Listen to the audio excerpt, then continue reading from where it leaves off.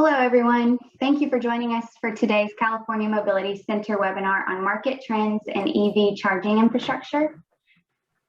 Everyone is in listen-only mode. However, you are encouraged to ask questions by using the Q&A box at the end of the webinar.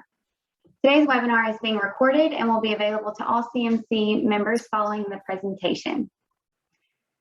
Scott Shepard will be our speaker for today's presentation, and Scott is a principal research analyst contributing to Guidehouse Insights, fleet decarbonization and vehicle charging solutions.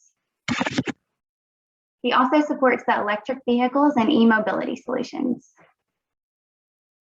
In this role, he provides research and modeling capabilities to forecast vehicle adoption, infrastructure growth, and energy use, in addition to analyzing issues related to emerging road transportation technologies. At this time, I'll turn it over to Scott. Okay, thanks, Brittany. Hello, everyone, and thank you for having me. I guess I'd like to add a little bit of context before I get into the presentation. What I'm looking to do today is provide an overview of our latest updates to our forecasting. For those who are unfamiliar with Guidehouse Insights, the organization has had a few different names over the past few years. I started with the company when it was known as Pike Research back in 2011 or so, or at the end thereof. And then we were soon bought by Navigant Research, and now we're Guidehouse Insights off of a recent merger and acquisition. And in that time, we have always been focused on clean tech in energy. And my focus in that time has always been on transportation decarbonization. And because a lot of the focus has been on electric vehicles for decarbonization, that's where we've developed our business. And so part of that business is basically updating our forecasts on the EV market every year, not only the EV market, but a series of different EV markets, including EV charging technologies. So today I'll basically be providing the high-level overview of how our forecasts have changed, given a lot of different developments in the last year, and then how those forecast changes to the EV market have resulted in changes to the EV charging market, and what sort of new technologies we anticipate are going to emerge over the next 10 years. So with that, I will get into it. So the first component of our forecasting method really begins with EVs. The EV charging market is entirely dependent on how many EVs there are on the road and what technologies are being integrated into EVs. And I'll get into that latter bit here in a second. Right now, I just want to talk about the market volumes. So we are anticipating that by 2030, there will be 186 million EVs on the road by 2030. Now, over 90%, over 92% of those EVs have not yet been deployed. So by 2030, we're looking at a EV population that is vastly different from the EVs that are on the road now. An important component of that difference is going to be the increase in heavy commercial vehicles, because that's going to have significant implications for how infrastructure systems are designed, specifically for some use cases that are very hard to electrify, such as long-haul trucking, among others.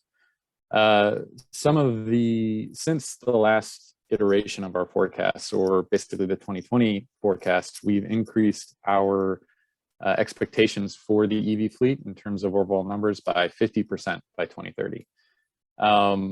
Back in 2020, the conditions were not that encouraging for EVs, given the sudden fall in oil prices resulting from the pandemic, as well as some other market influences having to do with OPEC, as well as certain expectations that the economy would fare a little worse for EVs than the general vehicle population. We didn't expect EV sales to retract per se, but we did expect that it would probably be a flat year for EVs. 2020 would be.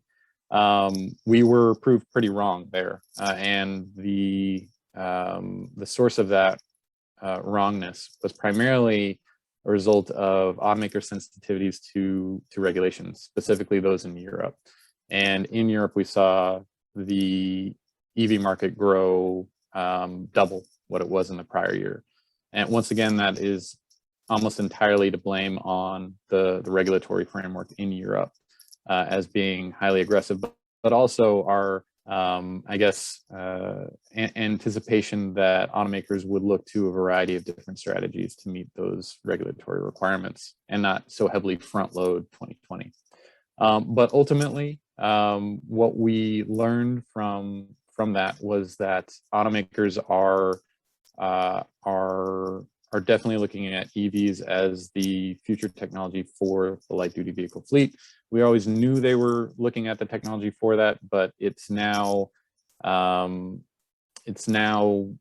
sooner than expected. So what we saw has made us bring our forecasts forward 5 to 10 years in terms of the saturation rate and the adoption curve. Undergirding that change to our forecast is also measures taken by Europe and North America to increase support for EVs. So that is mostly Europe looking at implementing an internal combustion engine vehicle ban by 2035, as well as a series of North American states and provinces developing or adopting new regulations like low carbon fuel standards, as well as the zero emissions vehicle program that is led by California. So ultimately, what we see is a market that is rapidly moving towards electrification, not only for light duty vehicles, but also heavy commercial vehicles. And there's a lot of nuance with the heavy commercial vehicle fleet that I can get into in more detail as if anybody has any questions on that, but please, I guess, hold those until the end of the conversation. So with that, so the way in which the EV population affects the EV charging market is fairly straightforward. EVs need EV charging equipment to charge. So as EV technologies evolve, the EV charging component is also going to evolve. So there are 4 big items which I'm going to discuss on how EV technologies or EV charging technologies are going to change on behalf of developments in EVs. So the first one is going to be faster, more convenient, sub 25 kilowatt charging. This is charging at basically private applications like workplaces, apartment complexes, residences, and destination chargers, which are either usually L2 chargers or DC wall boxes with less than 25 kilowatts, but really mostly level 2 chargers. The second way is faster fast charging services. I'll get into more details there. The third way is no hands necessary, and that's more talking about automated vehicle charging systems. A lot of that applies to heavy commercial vehicles right now, but it's going to apply increasingly to light duty vehicles. And there are a lot of interesting developments there, which I'm excited to discuss when we get there. And then the last one is charging for the long haul. And this is a very nuanced charging application with significant implications for the way EV charging systems are designed and how the grid is prepared for this new load.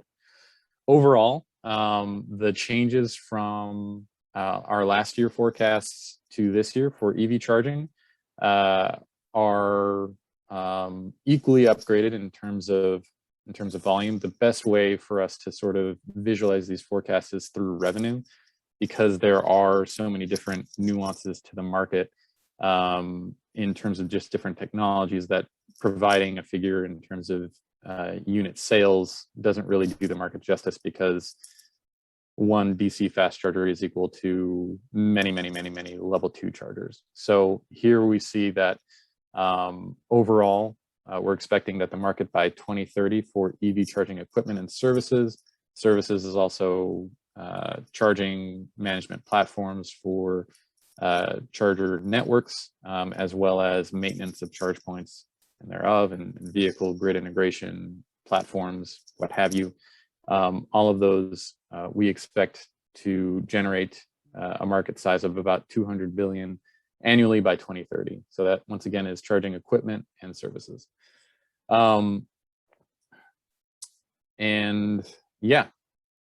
most of that, of course, is expected to be found in China, which is supposed to have not the highest penetration rate for EV technologies by 2030. That's expected to be Europe, but it is expected to have the highest volume of EVs in 2030.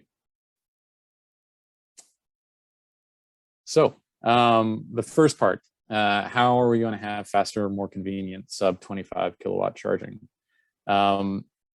There are many different innovations here. The first is just sort of a general increase in the onboard charging capacity of EVs that are being put out into the market.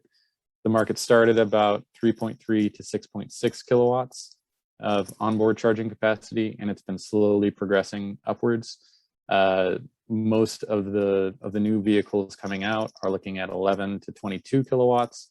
That is, of course, higher than what most residential outlets can provide, but it's not necessarily being built based off of that capacity. It's more so to enable higher capacities from all different AC charge points. So we're looking at a market where you'd have your high-end EVs with about a 22 kilowatt capacity, especially as we start to see more electrified trucks coming to market.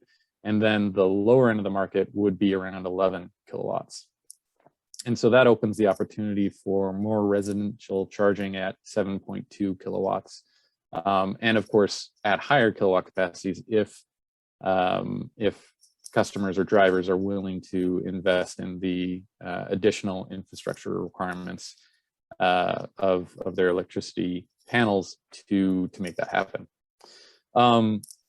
The other trend we see that's important to discuss here is automakers bundling, instead of just a basic L1 cord set in the vehicle sale, bundling cord sets that are dual voltage, or basically enabling customers to charge from level 2 outlets, or basic level 2 outlets with just one cord set. And that's important because it's going to impact the opportunities for commercial charging sales to homeowners, but also it's going to reduce the capital costs for homeowners when it comes to upgrading charging capacity if they have a pain point when it comes to the speed of charging. The other main components here are the growing adoption of plug and charge. There are only a handful of automakers who have adopted the standard to date. Essentially what the standard does is allow seamless access to destination charge points or level 2 charge points, and other charge points as well. But the main pain point to date has really been about seamless access to level 2 destination charge points, because those charge points have typically been designed to be accessed through a membership card or smartphone app, which is a bit cumbersome when there are many different networks. So this allows drivers to just plug their vehicle in, and as soon as the plug is connected to the vehicle, the authorization procedure is completed, and there's no need for additional cards or apps. And that's very attractive, especially in Europe, where there are a lot of different networks competing. But sort of the outside benefit to plug and charge is that it also increases the amount of data that's being transferred from the EV to the charging device or to the utility. So for instance, it's going to provide information on battery state of charge.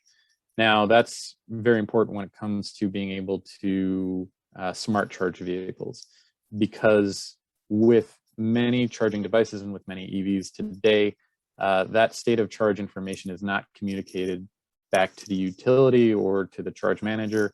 And if you want to create a smart charging program, you usually have to do so by having the customer adopt a diagnostics device that plugs into the OBD port and then communicates with a cloud program to control charging of the vehicle, or you have to do so blindly. And that isn't very attractive for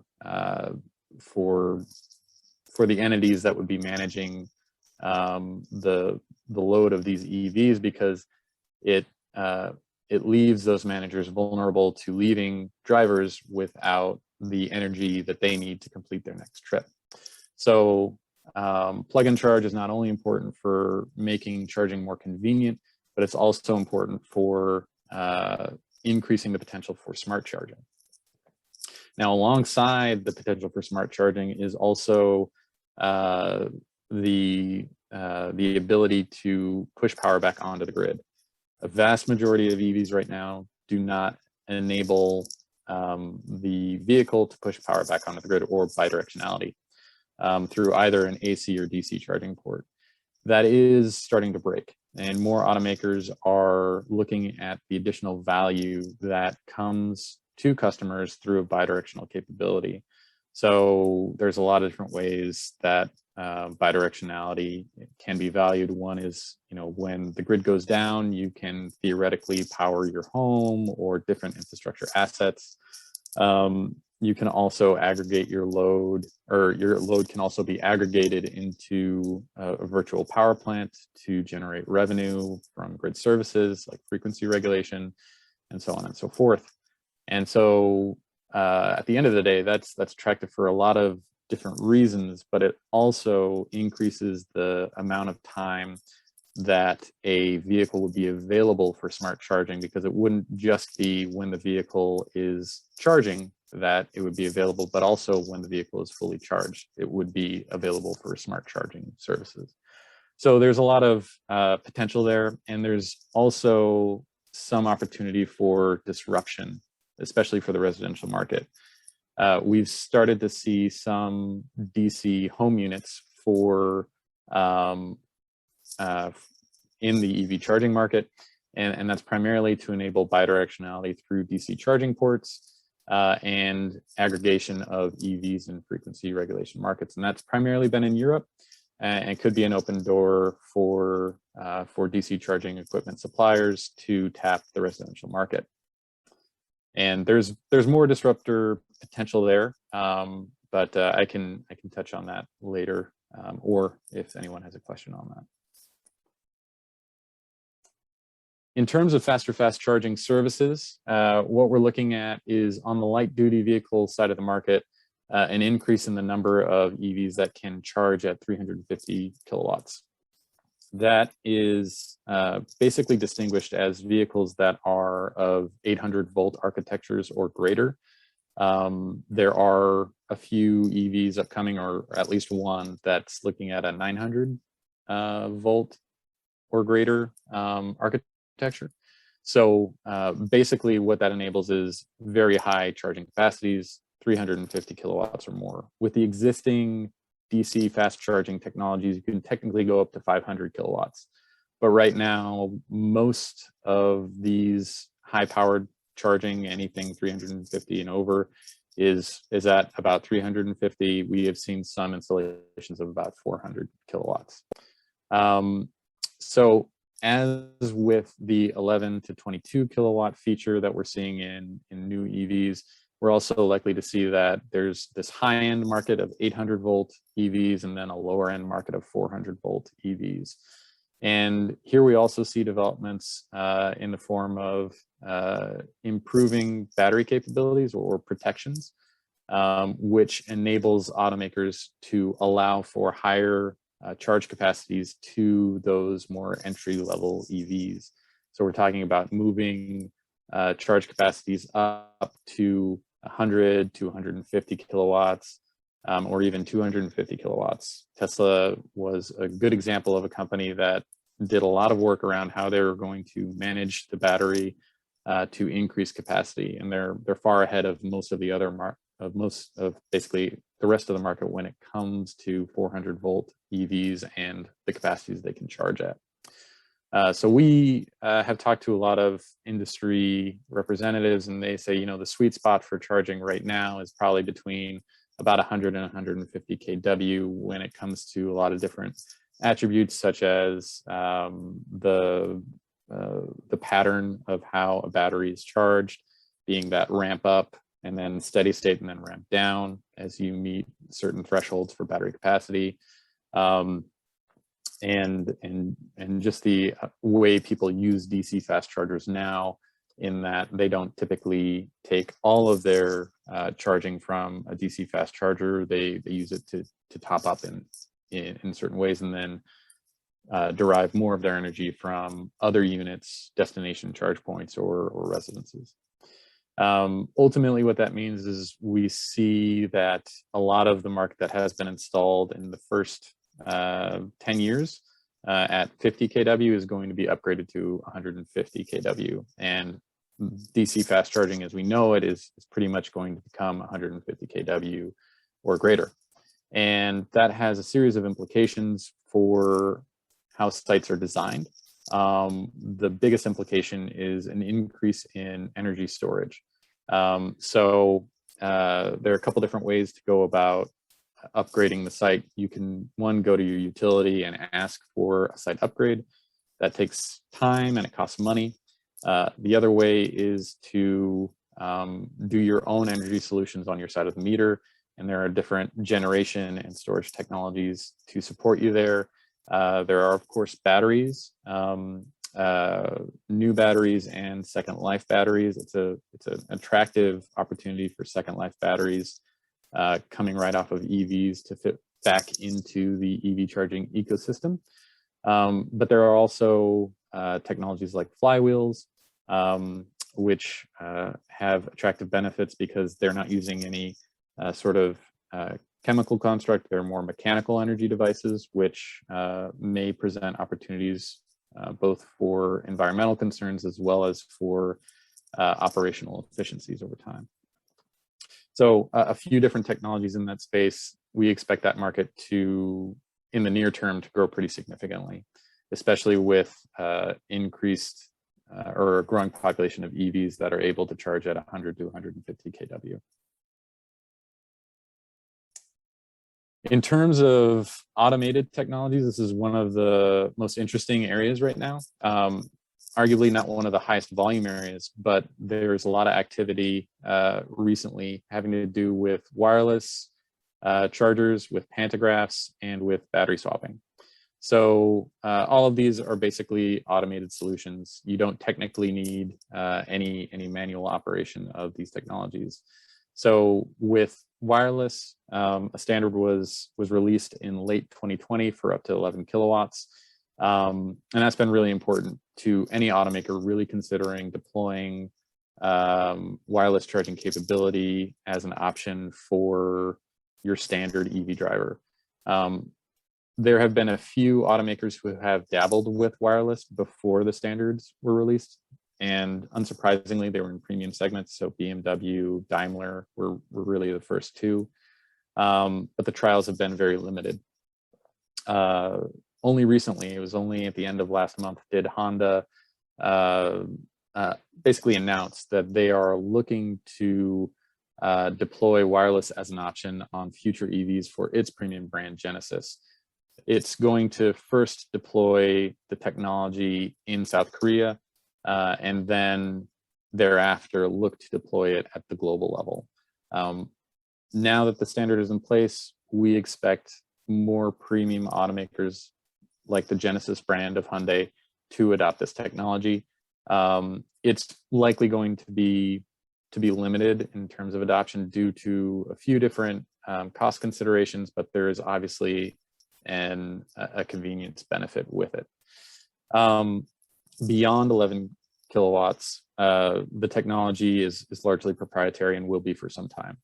There are attractive opportunities to deploy wireless charging in higher capacities, having to do with potentially dynamic charging situations, primarily taxi queues and bus stops, which are not necessarily dynamic. For taxi queues, you might consider that dynamic. And in those cases, you're typically seeing the wireless charging transmitters anywhere from 50 kilowatts to 200 kilowatts. Beyond wireless charging is the development of pantograph systems. And pantographs are technically kind of an older technology. They're used on light rails all the time. Here, different automakers and infrastructure developers are looking to take that technology that's used for light rails and adapt it to heavy commercial vehicles. So for buses, you usually deploy a pantograph at a bus stop, or you deploy it at a fleet depot. And the way in which you deploy it is one charger will feed into about 4 different pantograph posts at a fleet depot, and that will service 4 buses at the same time, and they'll attach to those pantographs by a roof system. But the more interesting way it's being deployed now is to cantilever the wires or the power lines over stretches of highways, and then have the mostly trucks, or basically trucks in general, heavy duty trucks, attached to those power lines while they're driving. And so that opens up opportunities to reduce the battery capacity size, but it also just generally opens up the opportunity to speed electrification of trucking for a number of different applications. It's in trial phase now. The technology has been in trial phase for a while now. I'd say it's been about 5 years, but I'm doing that mostly on memory. And recently, there have been announcements of additions to the trials, including a new stretch of highway in Germany, as well as the development of a stretch of highway in the UK. Beyond pantographs and wireless, I think is probably the most important development in the EV industry, which is the development of battery swapping. Aligned with developments in vehicle automation, as well as more general issues with battery developments and battery innovations, battery swapping has a lot of advantages for businesses looking to create electric mobility business models. And we've sort of been theorizing about how this could look for the last 5 years, and we're starting to see some of those predictions come to life.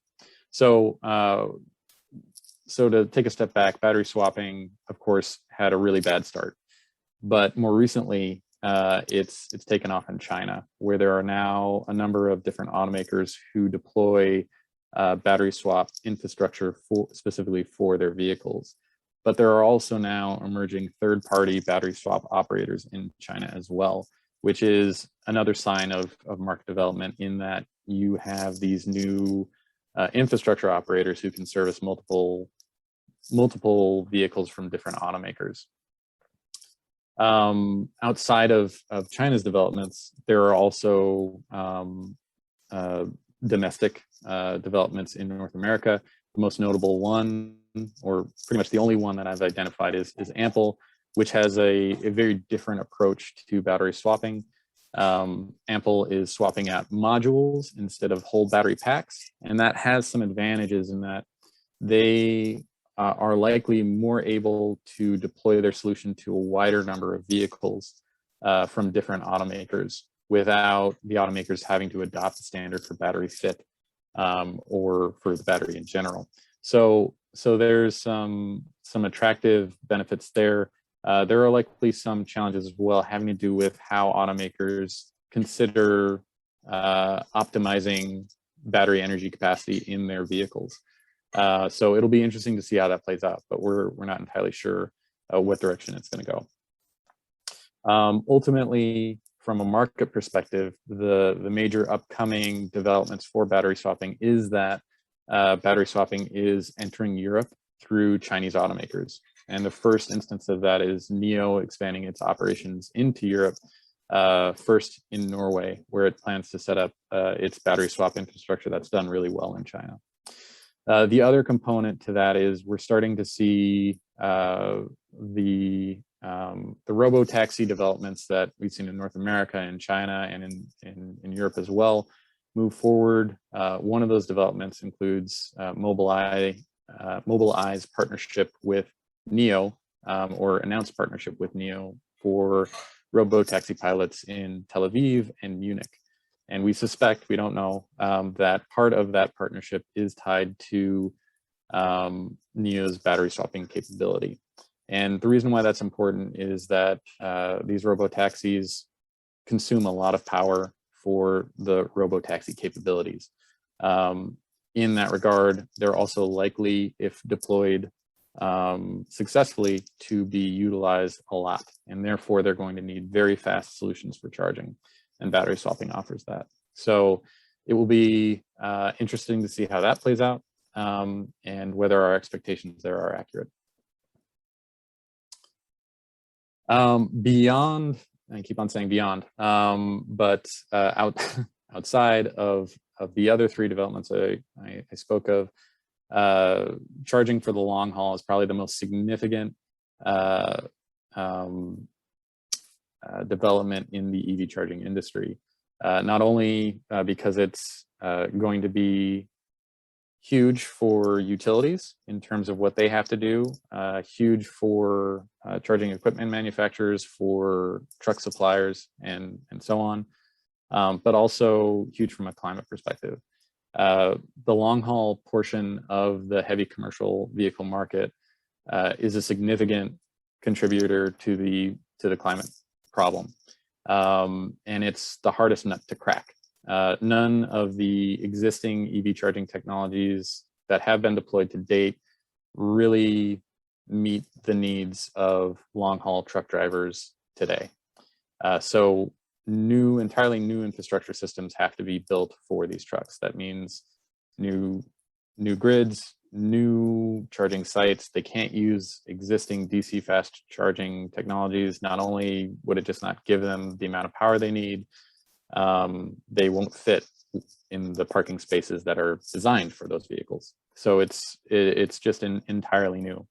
Not only that, it's multiples greater in terms of power capacity than any of the existing technologies offer. So right now, we're just starting to see what those charging technologies look like. The first sort of instance of this development was through Chaoji, and that is a collaboration between China and Japan, or the industry associations or standards associations of charging technologies in Japan and China, to create a new standard that consolidates both of those respective standards into one, which is known as Chaoji. And Chaoji is to be backwards compatible with CHAdeMO as well as the GBT standard in China. And it's being designed to be built up to 900 kilowatts. That's its max potential right now. The first specification was released enabling over 500 kW by CHAdeMO, and as it pertains to the technology's applicability for long-haul trucking, there's a lot of skepticism because it only goes up to 900 kW, but there are a lot of other uses, and there's expectations that this technology will be important in helping sort of the next generation of light-duty vehicles or even light commercial vehicles that may be designed for over 500 kW purposes. There's also some interesting implications for Chaoji to support aviation. For long-haul trucking, most of the focus is really on megawatt charging systems, and this has been in development for a long time. We've started to see that development coalesce into basically initiative among different infrastructure providers as well as truck suppliers. in what is known as, or what was known as, the High Power Commercial Vehicle Charging Initiative, which was a bit of a mouthful. They changed it to the Megawatt Charging System, or MCS, and that is expected to be released before the end of 2021. The latest news on it is that there have been a series of tests as late as the end of last month, progressing towards that goal of releasing the MCS specifications. Right now, they're looking at, I believe it's 3,000 amps and 1,250 volts, which would create enough theoretical capacity for 3.75 megawatts per charge point, which is a lot. And the expectation is that when deployed, the systems really aren't going to be using that much capacity per charge point, more likely using something between 1 megawatt to 2.5 megawatts, depending on the use case or depending on the needs of long haul trucking more generally, because it's really not known how exactly what the power demands are going to look like. But ultimately, it will enable theoretically up to 3.75 megawatts. So when you're charging at capacities that high, there are a lot of different things that have to be developed around the charging technology, including how the charging technology is delivered into the vehicle, in that you have to have sort of a semi-autonomous system or help from robots to lift the cable. And then you also have to have significant cooling infrastructure to manage the heat that is being generated from such capacities.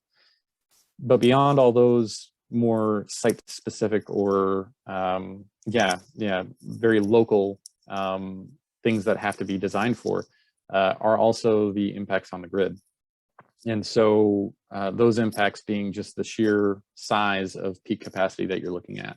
It's likely that if you're going to deploy the system, you're not going to deploy one charger to one site.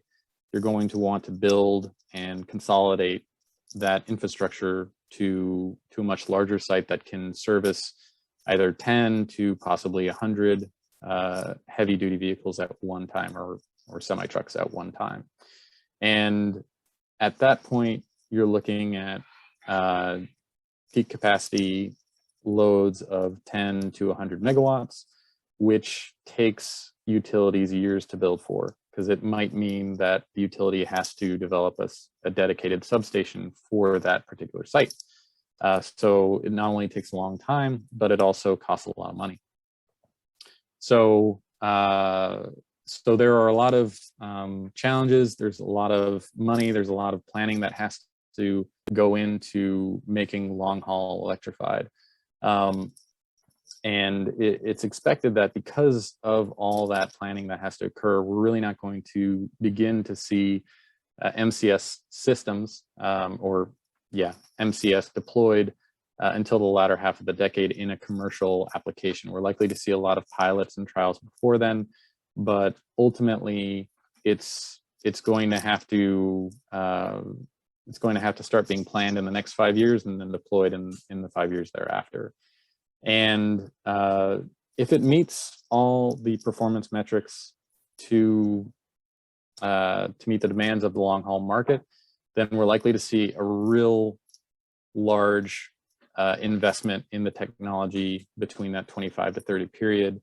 As we've seen with other light duty electrification markets, infrastructure largely precedes the market. So we expect that if this is going to be the solution, the investment is going to have to hit pretty hard upfront to get the electric trucks on the road and make sure that long haul trucks are electrified rather than some other decarbonization solution. So alongside all of those different elements, there are a lot of ways in which the sites are being theorized as to how they should be built. One way which will have implications for how other sites are deployed that service light duty vehicles in the future is by consolidating the rectification of AC to DC power in basically one box, and housing that box on the utility side of the meter. There are a couple advantages here. One is that you can create DC as a service financing models. So here the utility would basically own the infrastructure and then have it paid back through pricing on the services provided to the site operator. And that is a benefit for capital cost risks associated with the site operators. So it could help speed the business decision for potential site operators when it comes to considering developing a site. Another advantage is that it also creates a DC bus. So you have that common DC bus now on the site operator's side of the meter.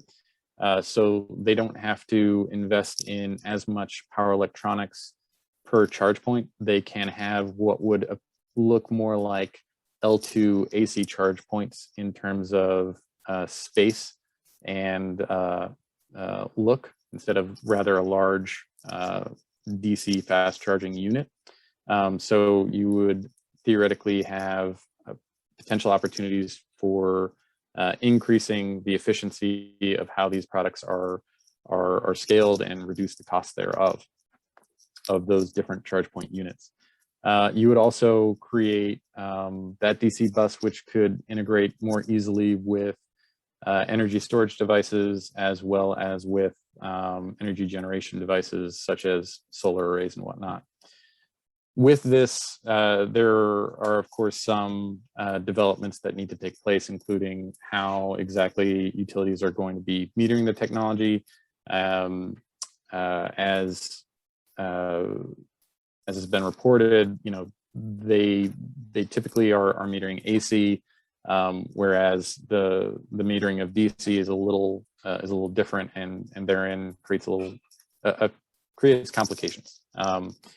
Not complications that are really that challenging, but just things that need to be ironed out as this business model is further investigated.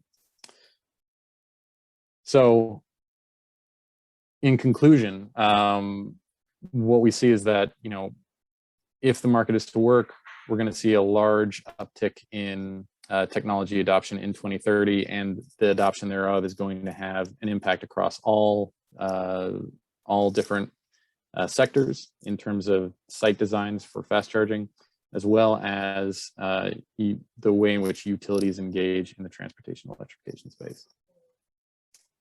So that wraps up the material I wanted to go through today. And I'm happy now to sit back and try to answer any questions that I hope I generated.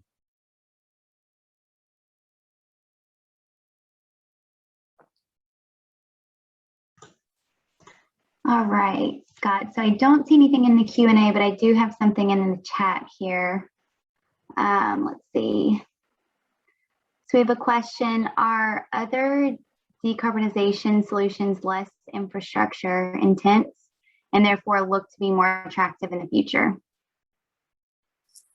Yeah, that's a great question. So there are basically, it depends a little bit. So the major alternatives are hydrogen and then a series of renewable fuels. Renewable fuels being any renewable bio or non-bio resource that can be integrated into a petroleum or fossil-based infrastructure system. So I'll start first with hydrogen. Hydrogen has attractive capabilities and advantages over EVs, but has two big problems. One is a distributed infrastructure system. So there's no hydrogen pipelines, which is to mean that there's no hydrogen pipelines built.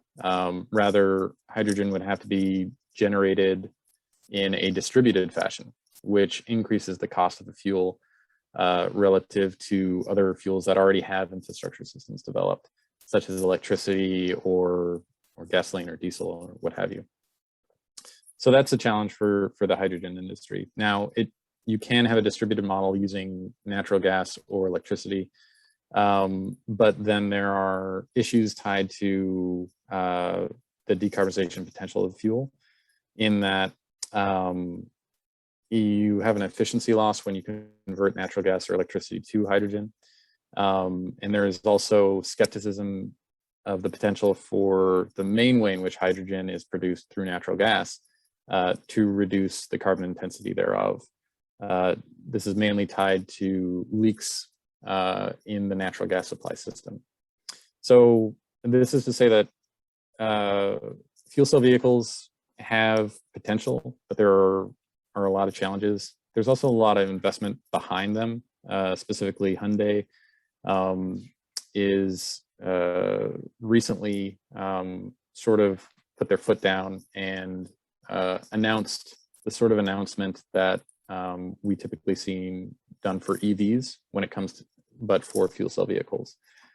So it's pretty impressive in terms of what they're trying to do for hydrogen in the commercial vehicle sector. But even so, it is a significant challenge for hydrogen. The other fuels that are out there, there's a lot of opportunity for renewable diesel or even for renewable natural gas, but there's not enough feedstock capacity to really power the entire fleet. It's rather, you'll likely see renewable natural gas, and some of which is very low carbon intensity, negative carbon intensity actually. And the climate benefit for that is to directly consume that in a vehicle. But there are issues with transporting or ensuring that the renewable natural gas that's coming from a dairy farm or what have you gets to a filling station for a long haul truck, or that a renewable diesel blend gets to that refueling station. So there's complications there that likely make it, for the road, you're either, for long haul trucking specifically, you're either looking at hydrogen or electricity. And when it comes to renewable fuels, you're likely looking at those being focused to certain applications where the infrastructure is more easily accessible. I hope that wasn't too much, or that it did answer the question.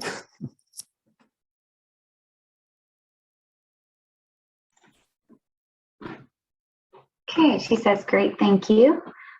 So it looks like we have one more question.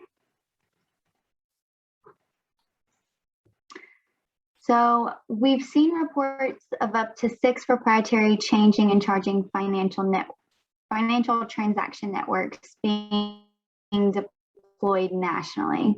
What are your thoughts about this trend implications to rapid EV and EV infrastructure deployment? Can you say the first part of that again? It sort of cut out. Oh yeah, sorry about that. So we've seen reports of up to 6 proprietary changing and charging financial transaction networks being deployed nationally. What are your thoughts about this trend and its implications to rapid EV and EV infrastructure deployment? Right.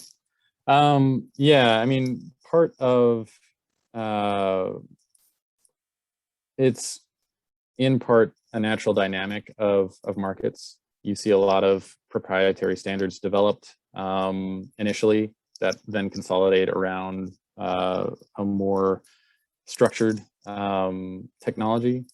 We saw that with, Tesla is a great example of that.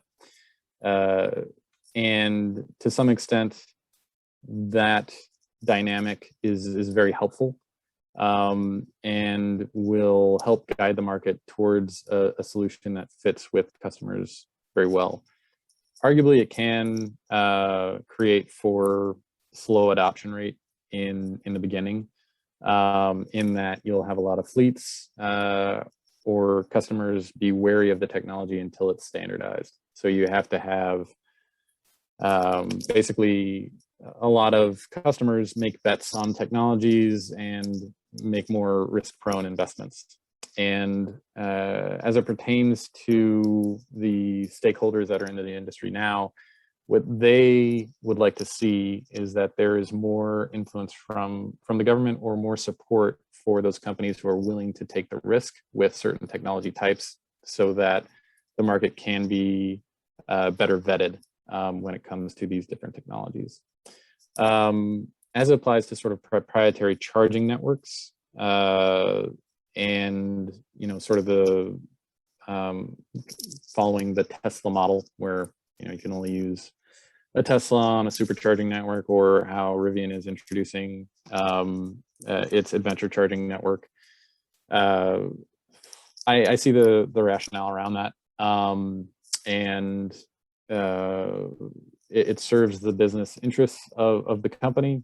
At the end of the day, I think what we'll see is that these networks get built out as a process of gaining market momentum for the company itself.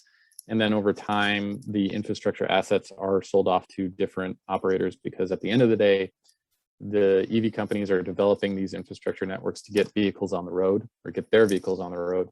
And once they don't need to develop or manage the infrastructure to get the vehicles on the road, then they would prefer to, and this is my speculation, they would prefer to not be the operators of the infrastructure, but the manufacturers of EVs, and managing services that are not directly tied to the energy component of the EV itself, but more so to the aspects of mobility and transportation that they are better positioned to provide.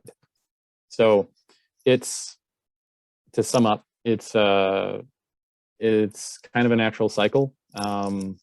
Sort of wish that the market was better at standardizing things quickly, because it does make for some significant inefficiencies in the near term, but over the long run, it does have its purpose. And I do expect that it will benefit the market.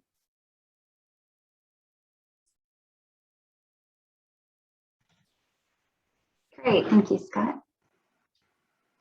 So it looks like we have one more question. So the California Energy Commission is funding local and regional EV infrastructure blueprints, but with each local utility playing a key role in EV infrastructure, and each utility operating under different state regulatory rules, what are your thoughts about applicability of blueprints to the broader national deployment of EV infrastructure? How do we scale blueprinting? Yeah, no, that's a great question. One of the most important things for the EV industry is going to be distributing best practices across utilities throughout North America. And this is a nuance of North America specifically, just due to the highly fragmented nature of the utility system throughout North America. So, and it comes back to fleets and fast charge site hosts specifically. When it comes to long haul trucking, it's meant to go in and outside of a lot of different utility areas. So you're just going to need to have either best practices that are well understood across all the utilities, or you're going to have significant collaborative efforts between utilities to help site developers figure out how they're going to make this work. As it pertains to fleet depots, the utility side of the business can be, or the need to upgrade infrastructure sites or fleet depots, what have you, can be a big turnoff for fleet managers. Not necessarily because it's right for them to be turned off, but their perception of it and their understanding of the utility side of the business gives them pause. So in that regard, being able to create a streamlined approach for how to deal with requests for grid upgrades and yeah, basically for having a streamlined approach to managing grid upgrades required for e-mobility more generally is going to be important for utilities and helping EV adoption, but it's also going to be important in terms of utilities being competitive in the space, because if utilities do not sort of establish these best practices and invest towards creating streamlined approaches to solving these issues, then energy service companies are going to come in and provide services to fleets who are being pressed significantly, or even communities that are pressed significantly for solutions in EV charging support or grid support. So in terms of developing something at the national stage, I'd say, yeah, there's a lot of rationale or there is good cause to develop a stakeholder committee or something thereof to scope out what best practices are. I think at the end of the day, you kind of have to come back to certain realities of how best practices are generated, which is to let a lot of different people figure out a lot of different approaches. So it's best to fund a lot of different pilots to figure out what a lot of the best approaches are going to be. And hopefully that includes not only grid upgrades, but also the integration of a lot of distributed energy resources to help with firming grid reliability and all these other concerns that that fleet operators and drivers have when it comes to electrification.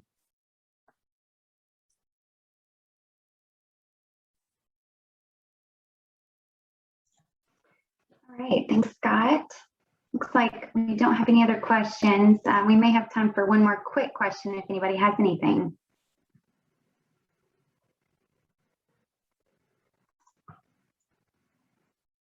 Or Scott, if you had anything to add, we just have a couple more minutes here.